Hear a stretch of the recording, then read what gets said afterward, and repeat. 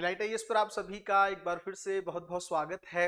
तो यूपीएससी की तरफ से ईपीएफओ, ईओ और एओ 2025 के लिए नोटिफिकेशन जारी कर दिया गया है। काफी लंबे समय से आप लोगों को इस एग्जामिनेशन का इंतजार था। फाइनली अब फॉर्म भी आ चुका है और 30 नवंबर को एग्जामिनेशन की डेट भी जो है वो डिसाइड कर ली गई है ना। तो इस एग्जामिनेशन के बारे में खास करके यूपीएससी की तैयारी करने वाले बच्चे क्यों इस एग्जाम को उनको देना चाहिए, क्यों बहुत आसान तरीका है एक क्लास जॉब लेने लेने का, और इस एग्जामिनेशन को लेकर किस तरह का पैटर्न यूपीएससी फॉलो करता है ना, किस नोटिफिकेशन में कितनी वैकेंसीज जारी की गई हैं, लास्ट डेट क्या है, इन सारी चीजों को लेकर बहुत अच्छे से बात करेंगे। ये भी समझने का प्रयास करेंगे कि क्यों मैं इतना ज्यादा प्रेशराइज कर रहा हूं आप लोगों को इस एग्जाम को खास करके देने के लिए।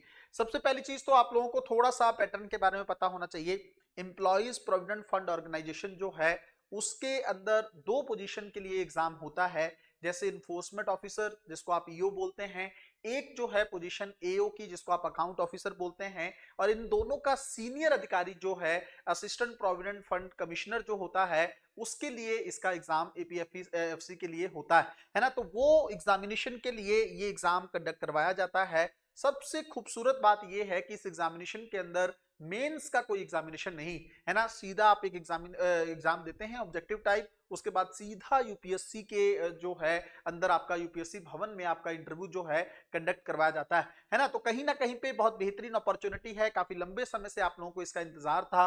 पैटर्न में क्या है, किस तरह का एग्जाम होता है, पहली बात ऑफलाइन फॉर्म में एग्जाम होता है यूपीएससी के, आपको पता है ज्यादातर एग्जाम अभी ऑफलाइन ही चल रहे हैं।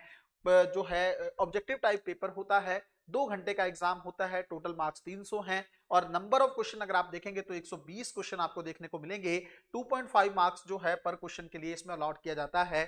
इंग्लिश और हिंदी दोनों मीडियम के अंदर एग्जाम होता है। स्पेसिफिकली थोड़ा सा पोर्शन इंग्लिश के लिए डेविएटेड है, तो उसको छोड़ के बाकी सारा पेपर आपको हिंदी में मिल जाएगा। नेगेटिव मार्किंग आपको पता है यूपीएससी के एग्जाम में होती है। उसके बाद 100 नंबर का जो है आपका पर्सनैलिटी टेस्ट होगा यूपीएससी में।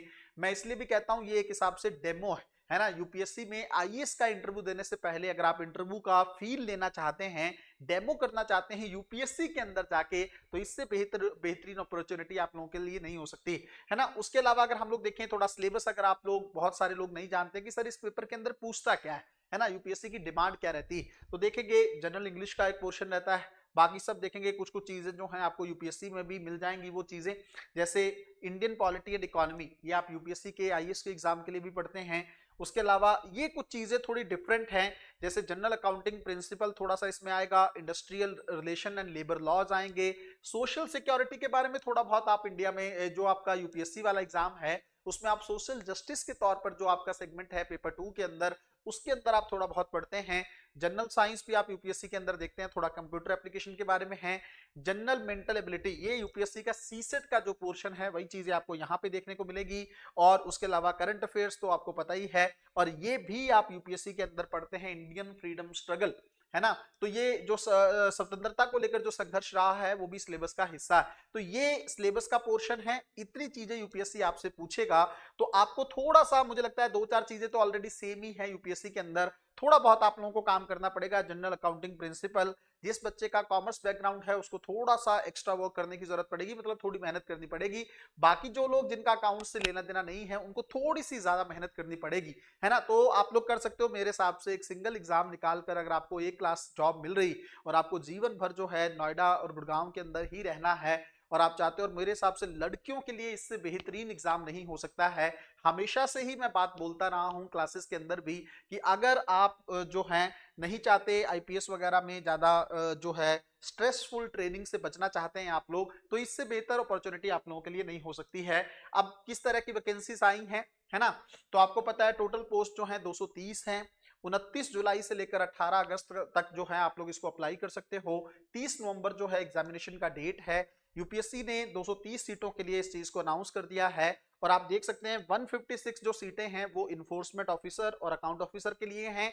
बाकी 74 वैकेंसीज जो हैं वो असिस्टेंट प्रोविडेंट फंड कमिश्नर के लिए जो है यूपीएससी ने अलॉट की है ना। तो इन दोनों ही एग्जाम के लिए, या एक ही एग्जाम होगा है ना, दोनों ही पोजीशन के लिए आपको काम करना है ना। बेहतरीन है, आप लोग इसको लेकर काम कर सकते हैं।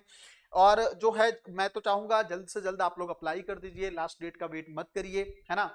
30 नवंबर को एग्जाम होना है। थोड़ा सा ये बता देता हूं आप लोगों को कि यूपीएससी की तैयारी के साथ इस स्ट्रेटेजी को आप लोग कैसे मैनेज कर सकते हैं। मैं आपको कहूंगा कुछ एक्स्ट्रा करने की जरूरत नहीं है। जो अकाउंट्स वगैरह वाला सेगमेंट है थोड़ा सा उसको आप लोग थोड़ा सा देख लीजिए, लेबर लॉज के बारे में थोड़ा बहुत अच्छे से आप लोग काम कर दीजिए, उसके अलावा ज्यादा कुछ करने की जरूरत नहीं है। जनरल साइंस के लिए आप लोगों को 6 से 10th की जो किताबें हैं एनसीईआरटी की, वो किताबें आप लोग फॉलो कर सकते हो। सीसेट की तैयारी आप ऑलरेडी कर रहे हो, पॉलिटी और इकोनॉमी आप लोग ऑलरेडी पढ़ चुके हो, पढ़ भी रहे हो।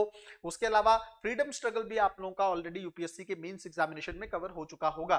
तो वो सेगमेंट तो आपको यूपीएससी वाला ही करना है ना। कुछ पैटर्न तो लगभग आपको सिमिलर ही है। तो मैं कहता हूं अगर आपको डेली एक आध घंटा इसके लिए डेविएट भी करना पड़े, देना भी पड़े, कोई नेगेटिव चीज नहीं, बहुत अच्छी बात है। आप 6-7 घंटे यूपीएससी के लिए पढ़ लो और बाकी का समय इस एग्जाम को दे दो। आप अगर चाहते हो कि आपका प्लान भी जो है बहुत अच्छे तरीके से प्रिपेयर हो जाए, है ना, कुछ और करने की आपको जरूरत ना पड़े, और इतना ज्यादा रिलैक्स कर देगा ये एग्जाम अगर आप लोग इसको निकाल देते हैं। लेकिन इतना जरूर बताता हूं, इसके अंदर कंपटीशन बहुत बढ़ चुका है।